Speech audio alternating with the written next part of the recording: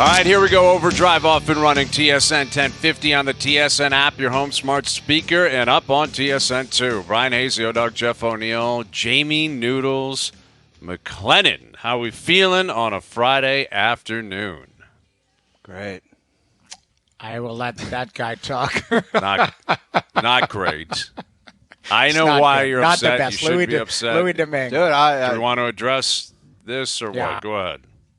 I'm buying a minivan. I'm buying a minivan because, you know why?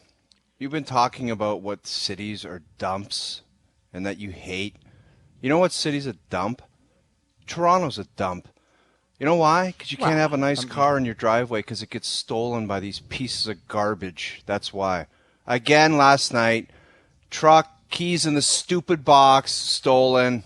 All my golf stuff gone. This place is a dump, and I cannot wait to leave here. I cannot wait.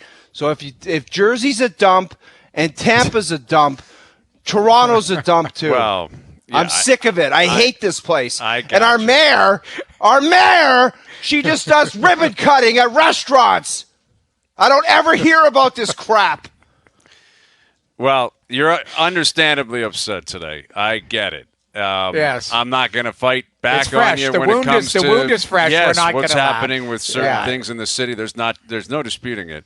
But you know, I'm not. It's a lot. I love it. I love Toronto. I love it more than Tampa, Jersey. But you're in a tough spot, so I'm not going to fight back on you. It's a garbage city.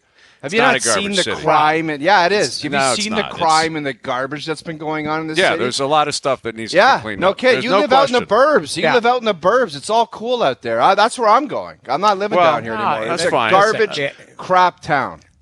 Anyway, moving it's on with everywhere, the show. though. Oh, that's exactly. You know what? Like, we'll shine a light on it. There's crime everywhere. Unfortunately, it sucks because you've been a victim multiple times, and you're not the only one. Everyone, and it seems like, and we have to be mindful of it.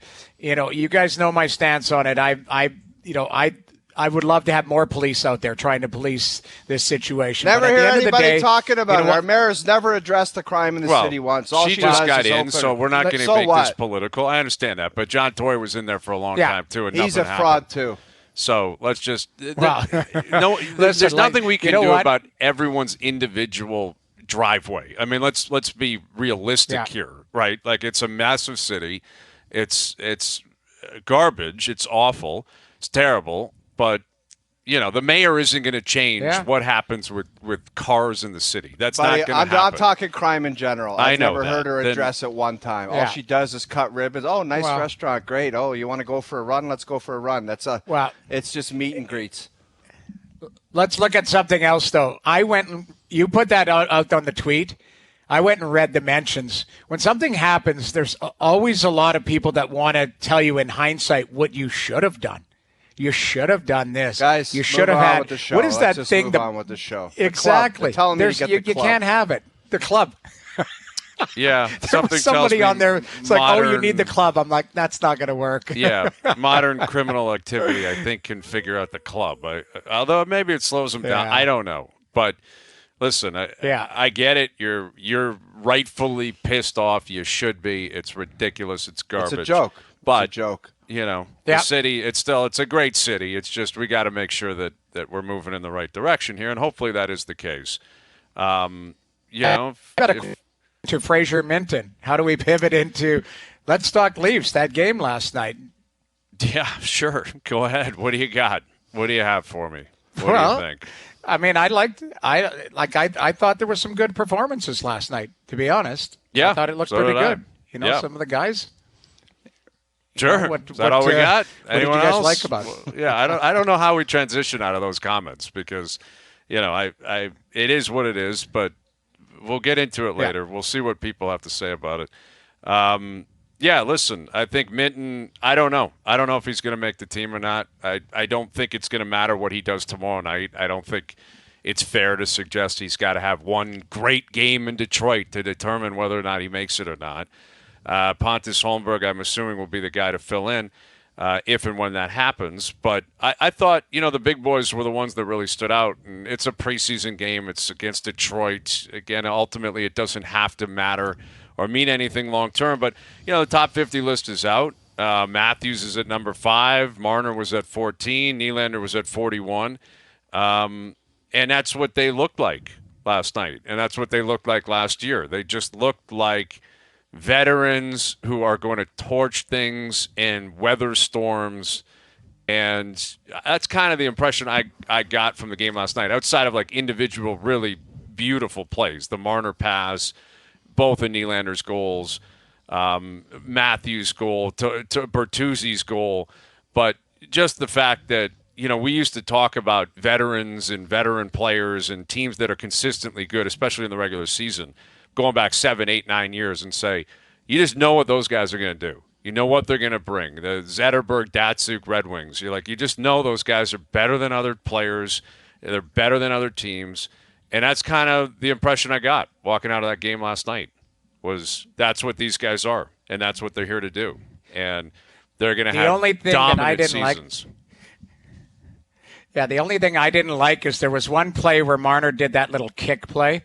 And I just thought, you know what, like we're going to see this again in regular season. Remember last year, the header and all of these things, like the fancy schmancy passing. We're going to see that for 82 games. And then that's going to disappear when the chips are really down. And I think we'll make a big... All right, cut Noodles. I think Noodles isn't working here. Cut him. I don't think your audio is working. I don't know where you stood on it. Oh, you were on the panel last night, but... The one big decision that's coming up, Hazy, and I talked about it in the pregame show, is like William Nylander. Is he I don't know. He just looks so good on the wing, and he creates, and he's like kind of Patrick Kane, where he can push play from the wing, and that's one of those decisions. And I don't know how much the kid is actually going to affect, who plays center ice, but are you going to take that guy away from kind of that wing position where he's so good? And I tried to describe it last night, where it's like he just kind of floats in, gets the puck, he does his damage. But I don't know. It'll be interesting to see what they do with him, because he's pretty darn good on the wing. And you're right about the top players. It's like that's going to carry the load for these guys. And then once again, it's going to come down to a top-level type seed in their division.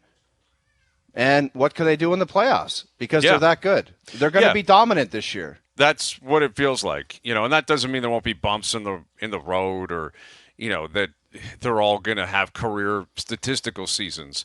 But they've just got enough of that high-end talent, especially with those guys. And Tavares, I think, is now the fourth guy, in the band, so to speak. Like it's obviously Matthews, Marner, Nylander, and I think Nylander has played himself with the way he played last year into that category, like closer to the truly high-end players in the league.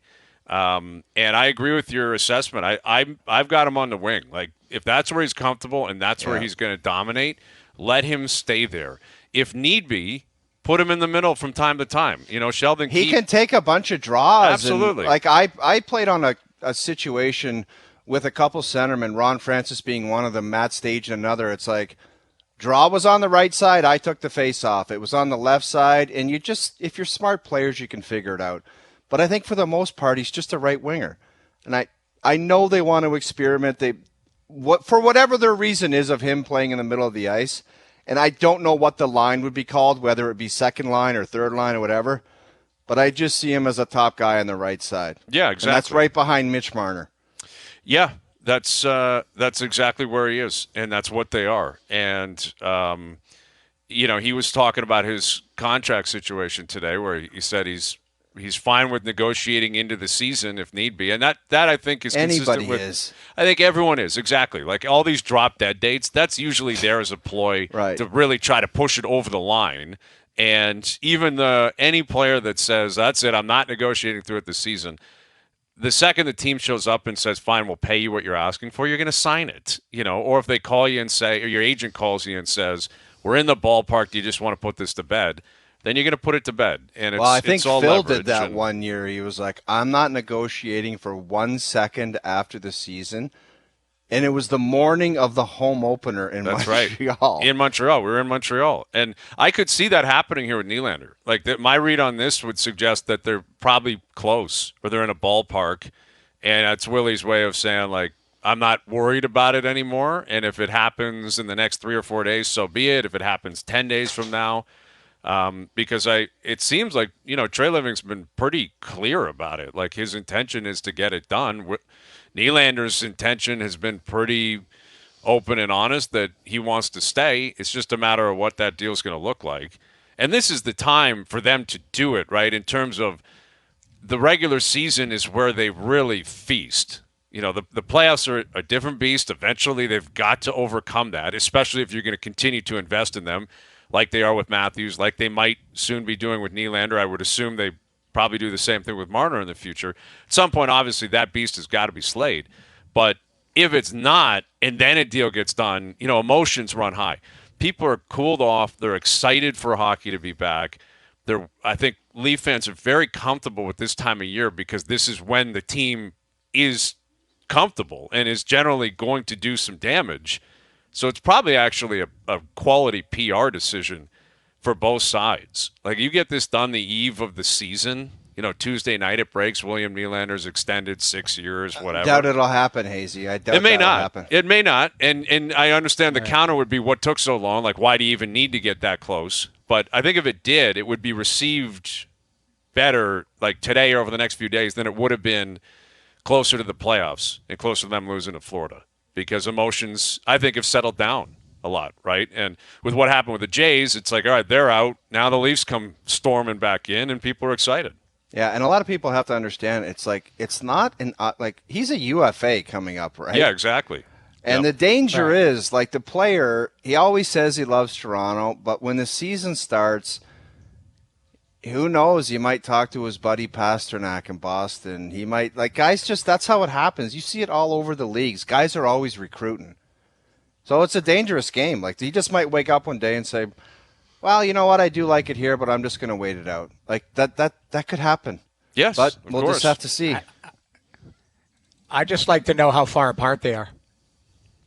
Well, we're not going to know that publicly, obviously. They're not going to announce to the world, like, if they're millions apart or, years apart. Right. But we were just saying, Noodles, that, with Willie saying publicly he's willing to negotiate into the season, that could mean, he perceives it as closer to them getting something done. And basically suggesting, like, I'm not putting an ultimatum on the line. I'm not going to show that I'm pissed off. Could also be Willie just being Willie. Like, I'm cool, calm, collected, whatever. I'm going to have a big year, and whenever it works out, it works out. If it doesn't, I'll pack my bags and see you later. I mean, that he's getting paid wherever he goes. He's probably getting paid. Like if he scores 40 and has 85 points, he's going to make a boatload of money wherever he goes. And again, it's a preseason game last night, and anyone that's been following this team, who Nylander is. But they drafted him, they developed him, and now he's in his prime. And now he's a pretty dominant player. He is a pretty dominant player. And we'll see. He looked awesome last night. Yeah, he really looks like in control. You know what I mean? Yes, absolutely. All right, the Jays are making some announcements in terms of when they're going to do their press conferences. Crazy. Ross Atkins is tomorrow morning at, I believe, 11 a.m., which is the most calculated PR decision ever. Dude, why isn't it today at 3 o'clock? Well, I guess to be fair to them, if it was at 3 o'clock, it would be called a news dump, right? It would be a Friday news dump at 3. But I think an 11 a.m. Saturday long weekend Thanksgiving is an even deeper dump. I don't think so. If you could call it that. I don't know which one's worse, to be honest with you. I thought today, what about 11 o'clock today isn't a Friday news dump, is it? Or is anything on a Friday considered No, I don't think so. I think 11 a.m. this morning would have been appropriate, and they Yes. could have done that. You send blast out the email last night. Ross is available tomorrow. Everyone will be there. It'd be full day coverage. You can do the rounds this afternoon. Come on this show and others. Instead, let's just get into the weekend, bury it. It's Thanksgiving. The Leafs are playing on Wednesday. Shapiro speaking on Thursday after the Leafs home opener against Montreal. It may not, maybe we're digging too deep here, maybe overthinking it here, but it kind of feels like they're trying to avoid landmines as much as possible, and let's just plug something in so it just kind of disappears. I'm already dreading the answers, to be honest with you. It's just because the one thing that Ross can do and I think all GMs kind of do it. You can start with a question, and by the time the answer is halfway, I find this anyway, it's trailed into a different direction where the question's not answered, and it goes into a totally different subject. And then when the answer's over, you're like, that wasn't even the answer. No, that's going to happen. Here's something you're going to hear tomorrow. Hey, listen, whoever doesn't win the World Series is going to be disappointed, right? Like, that's the ultimate cop-out. Wow, 29 teams are just, well, not really. The team that loses Game 7 of the World Series, like, yes, they're disappointed, but they've really felt they had a great year, right? And, the team that knew that they were reloading and they were young and it was going to be a tough season, they knew it. So it's always the cop-out. Schneider used it the other day. Like, hey, 29 teams. Well, okay. But what does that really mean about the internal expectations and the internal, I guess, evaluation of what happened? But Ross is pretty good at it. It can be very annoying, quite frankly. Here's the second but answer he's you're very gonna get. good at dancing and talking his way out of things. Yeah, the question I wanted answered yesterday, it's like, who pulled the trigger on that? It was a group effort. Yeah. It was a group effort. Group It was effort. like we sat at a table and we all kind of decided together. Who's in Or the he group? might even Give us a exclude group. him. I know, but he might even exclude himself from the group. I don't know. Yeah. But all I'm interested in knowing is who's the one who either said to the Schneider or put it on a piece of paper and said, "This is what's happening, no matter what." That's what I want to know, because I great don't question. think. Yeah, but I don't know if he would have the answer to that, because if it's him, I don't think he would say, "Yeah, it was me." Well, I think you're right about that. I don't think Mark Shapiro will either. I don't think they'll throw John Schneider under the bus, but that would be interesting, because that's what I think he'll get hammered on, is why don't you let Schneider make the call? That's really the answer I want to know, because what you'll get from that is the real answer, right? If someone asks him, did John Schneider make that decision on his own? And he says it was a group decision, then what you're saying is your manager has no autonomy in the game, or no autonomy while the game is being played, right? Because if he comes out and says yes, then he's sewered John Schneider, right? And I don't think he'll do that. But if he says it was a group decision, there's no group in there, right? It's Schneider, Pete Walker, Don Mattingly, and I think if he goes that route, he's told you the answer, that it was Atkins, Shapiro, analytically driven, what have you. All right, Marcellus Wiley in about 15 minutes. My Bears, man, I love those Chicago Bears on the road. What a win that was last night. What a cover, money line, right? For the Dude, great, you read in the group text why they smoked them last night. Dick Butkus passing away, the great Dick Butkus. That's a layup of all layups. Like, they were going to come out, but Washington letting stinks. them put up 40. Come on. Washington. Now you look at it, you realize they beat Arizona at home barely, and then they beat Denver. Now all of a sudden, I think they're 2-3, and you're like, all right, maybe the real Washington really isn't that good. But credit where it's due. Justin Fields played well. DJ Moore was phenomenal last night. And the Bears kickstart Week 5 with a big win in Washington. So Marcellus coming up on that. His take as a Clipper fan, does he want James Harden in L.A.? It sounds like Harden is still hoping that can be a possibility, which is a very uniquely NBA story. This guy is in camp with the Sixers, and it's out there that he really wants to be with the Clippers. So more on that still to come. Overdrive continues, TSN 1050 and on TSN 2. Overdrive continues, brought to you by FanDuel, bringing you everything from the opening line to the final score. We've got Marcellus Wiley coming up here in a few moments. We've got some audio from Al Michaels. He was doing a sit-down interview with Chris Matthews, and he had some really interesting comments about his diet, which I think are actually somewhat applicable to what's going to happen up here in this country this weekend, where it's go time, right? Thanksgiving, this is the eating weekend of the year. I'll tell you what, Hazy, you talk about interesting comments from Matthews. I had some interesting comments from my partsy, and your head might pop off when you... I know we had the statement yesterday, but if some of his ideas that he is tossing around don't work out this weekend, it's over. With Really? my partsy. He was... No. And the thing is with the guy, he played in the league. So whatever idea he brings to the table, he starts grin screwing you, and you're like, yeah, that's right. That's going to happen. I know. But I don't know if he tried that with you, but he's like, oh, dog, you got to just listen to this. And then I start getting grin screwed, and I start shaking my head, and I'm like, that's right. I know. It's very enticing because he'll drop the, my buddy is a left tackle there. And you're like, all right, you got a buddy on the team. I got it. Or, no, I remember my coach is down there, or I got a connection, or when I played, it was a lot like this. And here's an example, and I don't want to give too much away, but he's somewhat fascinated with the idea of the Jags being in England for 2 weeks, and they're acclimated. Yes. And I'm like, okay, but they're the Jags. Mm-hmm. He's caught up on that, and you know who they're playing. He loves them. They're playing your Buffalo Bills. I mean, that's troublesome. That is very troublesome. But possibly. I don't have the stones to say to him, you're insane for thinking that. Stop thinking that. I hear you. Because it's just like if I sat down with some guys that played beer league hockey, and I said, yeah, I think the Leafs are going to win tonight, when in actuality they had zero chance. Mm-hmm. Like back-to-back out west or something where they're probably going to get blown out, the guy would be like, yeah, you're right, O-Dog, you're right. Well, is he not realistic? Is he realistic, or is he just being... He's very realistic, but it's just tough to buy into the Jags being a little bit more rested than Buffalo? Yeah, it's a weird NFL thing, right? They're so regimented in the NFL. It's such like a military lifestyle. By the way, how did the Jags agree to stay over there for 2 weeks? Isn't that a gate, like multiple gates? Yeah, well, that's what it is. The owner of the team is the one that's set up over there. I think he owns a soccer team. So maybe he owns Tottenham. He might own Tottenham, and it's their stadium that they're playing out of.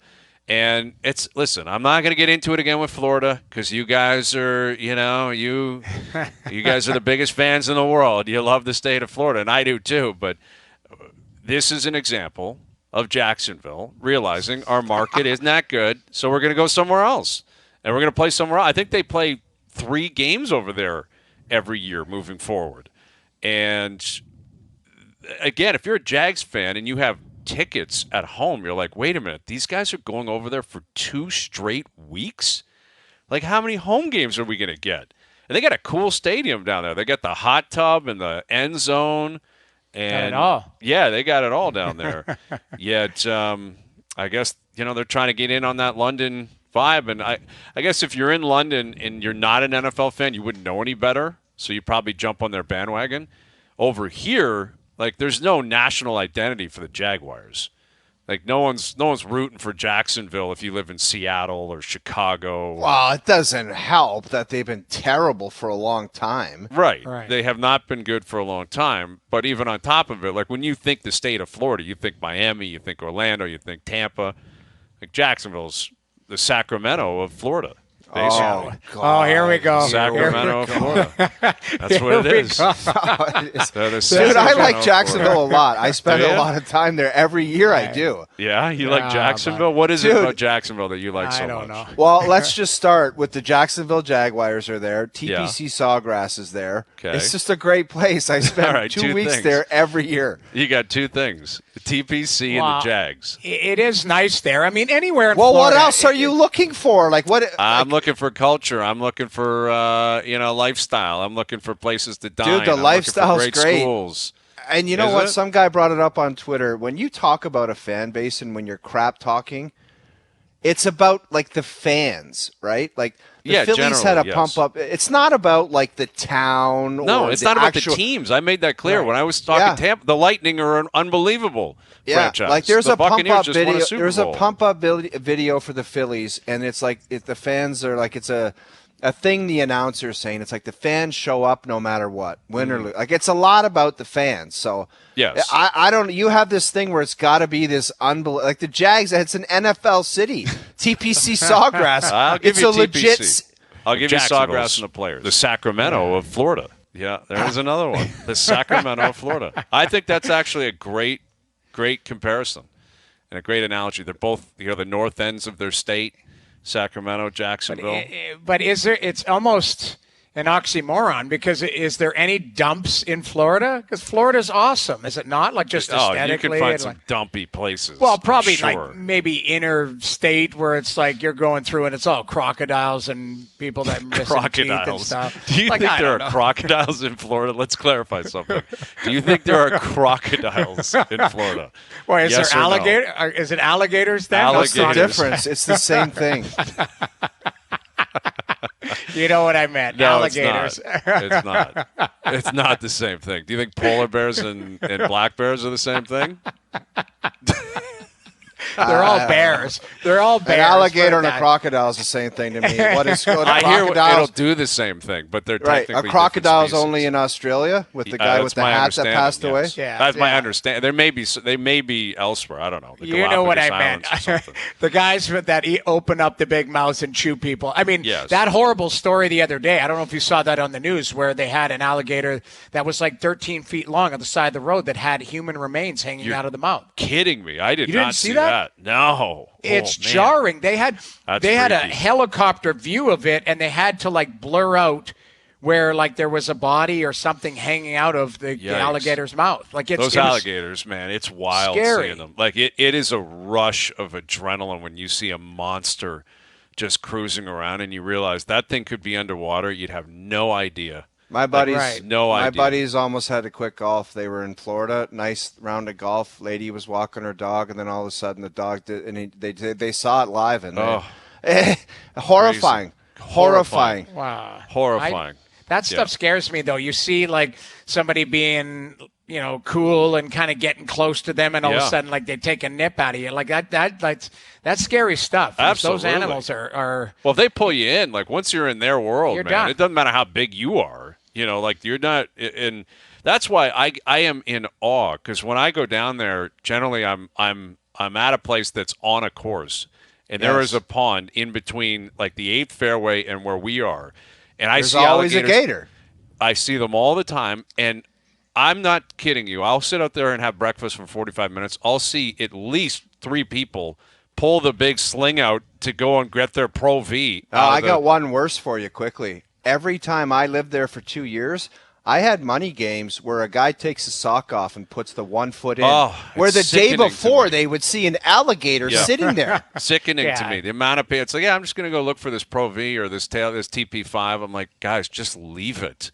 Like, what do you? For starters, you're in anyway. You got to take a drop or whatever. You've already given up a stroke. You're going to go and look for that thing. There was a massive alligator in there like an hour ago. It's crazy. Insanity. Anyway, all right. The Bears finally got themselves one last night. Justin Fields looked good. Like if he gets some protection, they make up some schemes for him. He can be elusive. His arm looked great. DJ Moore was electric last night. So shout out to the Bears. They got themselves a win. Here's former NFL All-Pro, author and founder of the Project Transition Foundation. Here's our buddy Marcellus Wiley. How you doing, Marcellus? I'm doing great, like the Bears are right now. Yes. Doing good. Yes, man. That's got to be a relief. I don't know if you were ever on an 0-4 team, but it must be so relieving getting on that plane knowing you finally got yourself a win. Yeah, man. I was on the 0-3 team before. We didn't get to 0-4, and we ended up making the playoffs that year. It was the Buffalo Bills. One year we started off super slow, and, it's so disturbing when you don't get a victory because it doesn't give you ultimate confidence in your process and the work you're doing. That's the most defeating part. Even losing teams put in the work, but boy, it starts to erode in your beliefs and your confidence when it doesn't end up in victory. And it's crazy because you can even go out there and, let's say, prepare less or not be as prepared, but if you get a victory, you feel more confident, even though the other team may have done more but just found themselves on the short end of the stick. So it's weird how it all plays out, but good for Justin Fields. He has all those skills and all that talent for him to get over that hump for 1 week. I know that feels good. Yeah, absolutely, for sure. And on the flip side, I guess if you're Washington, you're like, that was a real opportunity, get above 500, take advantage of a bad team on a short week that just blew a lead against Denver. And it goes the opposite way. But, speaking of the Bears, I'm sure you saw this. Chase Claypool, who's a Canadian, had a great start when he was in Pittsburgh. And basically, They had to get rid of him, but the Bears paid a premium to get him, like a serious price to get him, and they just traded him to Miami for basically nothing, like to move from a 7th rounder to a 6th rounder. That's got to be tough for the ego, wouldn't it be, Marcellus? Like, if you're Chase Claypool, this has got to be time to realize you got one strike left because the NFL's telling you something here. Yeah, man, he's on his 9th life. I mean, we know this, and you got to think whatever he's been going through. And I don't think it's so much incident. Like, we don't hear a ton about it. You just see it get to a place where the organization says enough is enough. So even in Chicago, we saw it where they were just wishing him good luck, but not going to play him, and we're through with him. So must be some attitude issues in there, and just the fact that you probably don't see complete buy-in. But he's so talented, you're like rooting for the guy. But at the same time, pro sports is not just a talent conversation. It's about professionalism. It's about how you go about your business. It's about you persevering, and he needs to challenge himself more than he's ever challenged himself in this moment right now, because if he wastes this opportunity, I really don't see him having something that's good in his future. Think about it. You're in Miami. You're on a contending team. You have an offensive-minded coach who's going to put you in great position with a great quarterback in Tua with that great receiving core. Enough is enough. And I'm actually a fan of his, but there have been some bonehead moments where you shake your head, and it must run deeper than that. But he better get himself straight, or he's going to get himself out of the NFL real fast. Marcellus, before we get to the Jags being over in England, why don't you be honest with your opinion and tell me your thoughts on the city of Jacksonville? Is it a cool place or what? Be honest now. Tell me about it. Well, I've never dishonest. I can't lie. I'm just not built that way. I will say this. I have a weird measurement for what a city needs for me to love it. Now, let me say that before I say we know the best cities in America are L.A., New York, Miami, and then you start to go around. You say that. Like, we know what know what America is. And for me, my favorite city outside of L.A., I've told you this 1,000 times, is actually Toronto. Mm-hmm. But for any city to be a cool city, a fun city, to me as an active player, it's this simple. Do they have a place I can eat?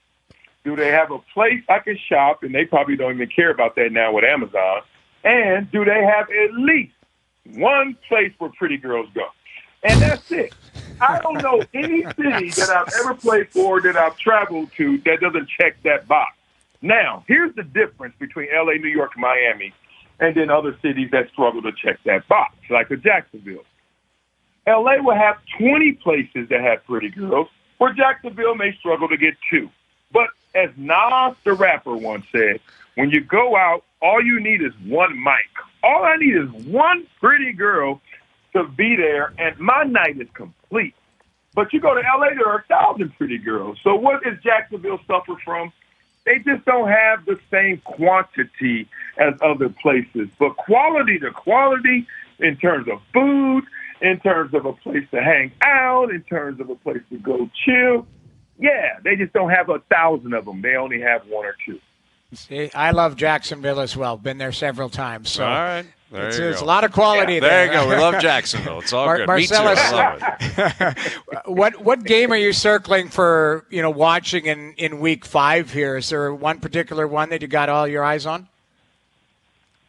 Well, yeah, it's going to be huge. It's the bye week for my Chargers, so I'm pretty excited for that. We can't lose this week, as they say in the NFL, when you don't have a bye week. But we need to get right, man, because it's funny. If you look at that team with all that talent, you're like, come on, get right.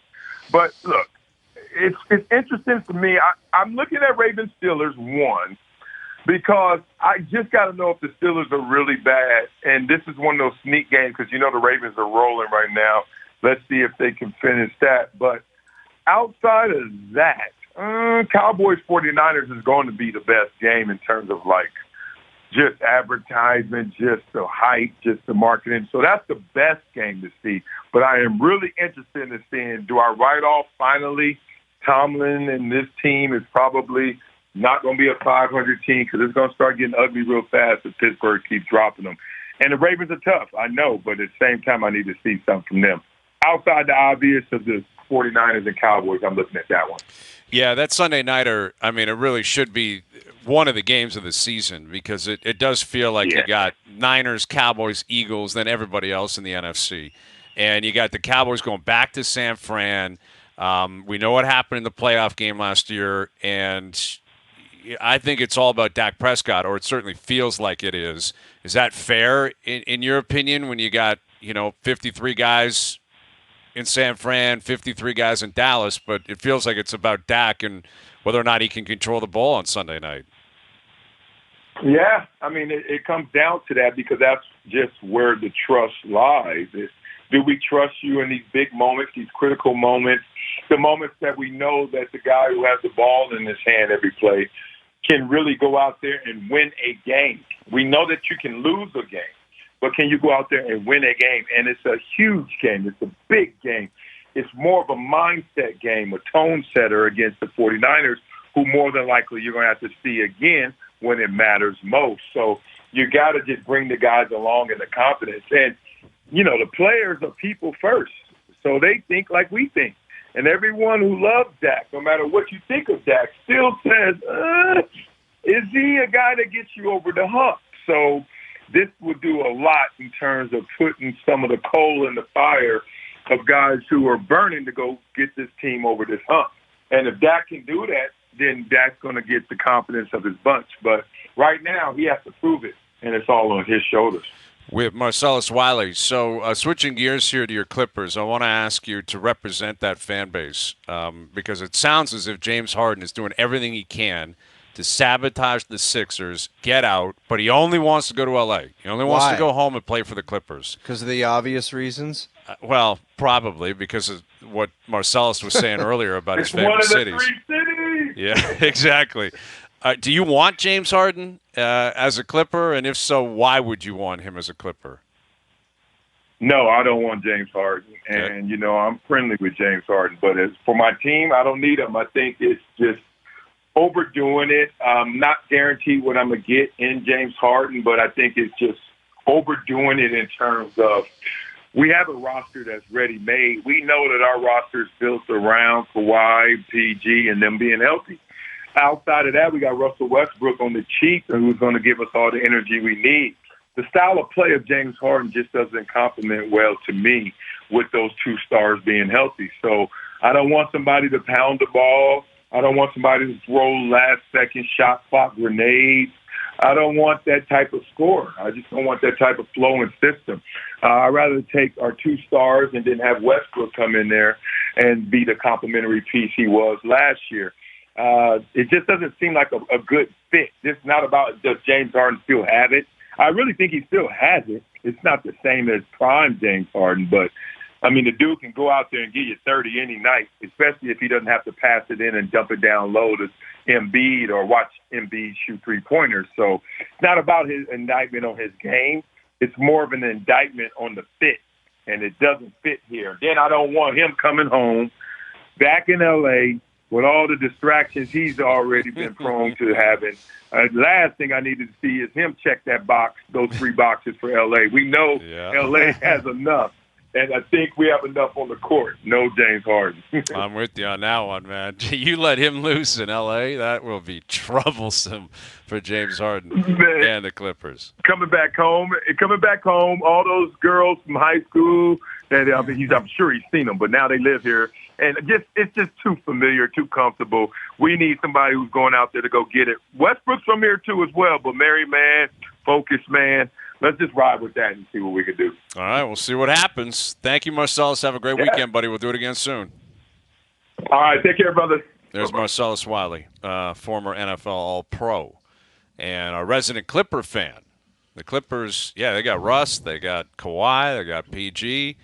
Maybe James Harden. Who knows? I don't. If that's that happens, just it's not going to work. Aging, no, exactly. That's it's not aging, and that's the thing with Harden. Does he think like? I mean, 5 years ago, that guy was just a 3-ball machine, was he not? Man. But MVP. But scoring champ. like, does he think that everyone is dying to have him with his whole act and what he brings? Like, what does he think the want is out there for him?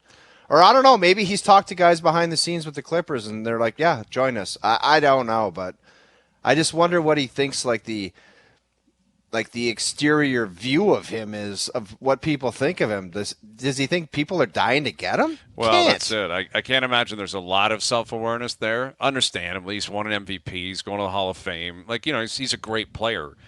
But it's not even about what he brings on the court. It's got to be, this guy's going to sewer us down the line. Like, that's more than anything. And cause a major problem at a bad time. Like, Daryl Morey was his guy, and now he hates him. And it's like, why even bring that into the foxhole? Why does he hate him all of a sudden? How did the hatred start? He thinks he was misled. I believe with the contract, possibly, which he might have a legitimate beef there, that he opted in, and I think there was a belief, or he maybe had a belief that he was going to get some monster extension, or there was possibly some conversation that we're not privy to that his interpretation was if he wanted out more, he would trade him, and now that's not happened. So who knows what the truth actually is? It's probably somewhere in the middle. But, we'll see what happens with James Harden. All right, Mike Johnson in about 20 minutes. Dear Hazy B at 6:30 today. OverDrive continues. TSN 1050 and on the TSN app.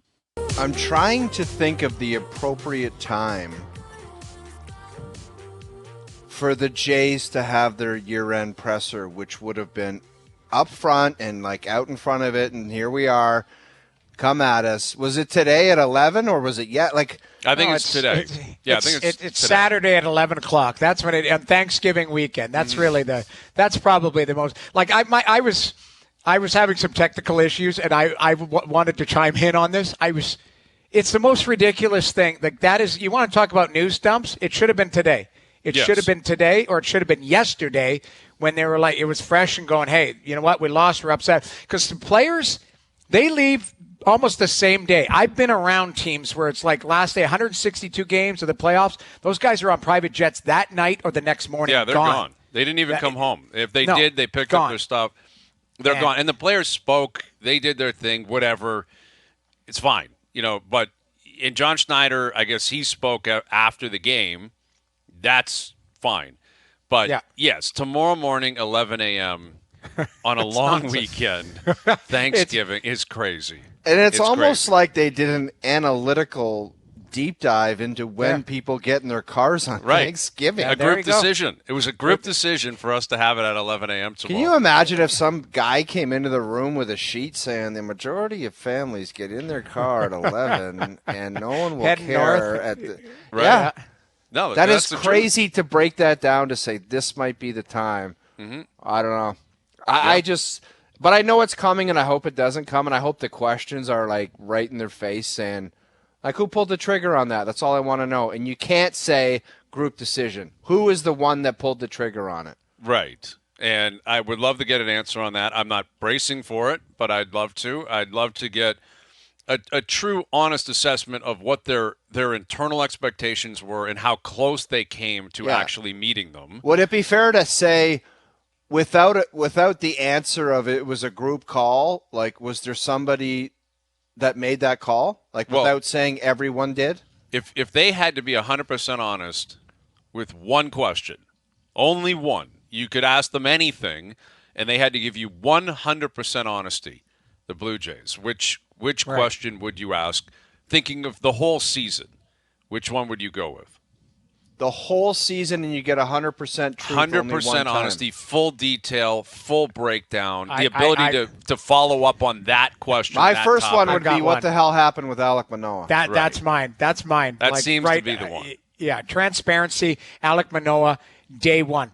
And then tell me where it's at right now. I need to see behind the curtain how it unfolded, where he's at, where you're at, the things that were said with his agents, you name it. Why he didn't show up to the minors, why he was pitching in, what was it? The Florida complex league. Yeah, some complex in Florida with the Crocodiles. You talk to anybody that's around the team. You talk to anybody that's around the team, they're like, there was no honest answers about that situation. They were just like, well, it was nonsense and lies and this and that.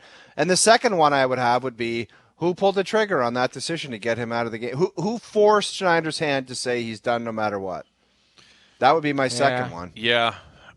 it would definitely be Manoah. The story of Manoah, that's one that will not be forgotten anytime soon. And that story is still being written because we'll see where he goes next. Like, when is the next time there are microphones in front of Alek Manoah? When they do their winter tours, is he a part of that? You know, like, there was a point where he may not be a part of it because he was almost too big for it. Now it might be the opposite. Like, is he calling them up and saying, I'm willing to go to Saskatoon and represent the team in January? Trying to, you know, where is that at? Where's his relationship at with the team? And, you know, beyond that, I'd probably like to get like a true answer on what they think Vladdy Guerrero Jr. is. Yeah. That's like, what are you really projecting? Because these guys are constantly projecting, constantly looking at numbers. What do you see? And let me clarify. I'm not running Vladdy out of town. I don't want Vladdy to go anywhere. I don't want him traded. I wouldn't trade him. I wouldn't trade Bichette. I'd bring them back, give them another crack at it, allow him to mature. He's still a very good player, tons of talent. But there were a lot of flaws in his game this year, a lot. And he made a lot of mistakes that simply should not happen. So a true, honest assessment of Vladdy and what's happening in the future, the Manoah situation, and then Barrios and Kikuchi. There's my 3-pack. We went from asking 1 to 3. That's all we're asking for. Well, we each That's all got we one, want. so we can divvy it up. That's what all it we By is. the need. way, Exactly, good one job each. on the blame pie. Everyone had a Oh, slice. yes. The blame pie. Everyone got a little piece of pie there. You're That right. was great. The little blame pie. The yeah, that blame was good. pie. That was really good. I think you had 7 pies actually to hand out to I different could have people. added a little bit you had more. a lot more pie cooking. I had some whipped cream. I had the whole nine. All of it. Hour 2 coming up. Overdrive continues. TSN 1050 and on TSN 2.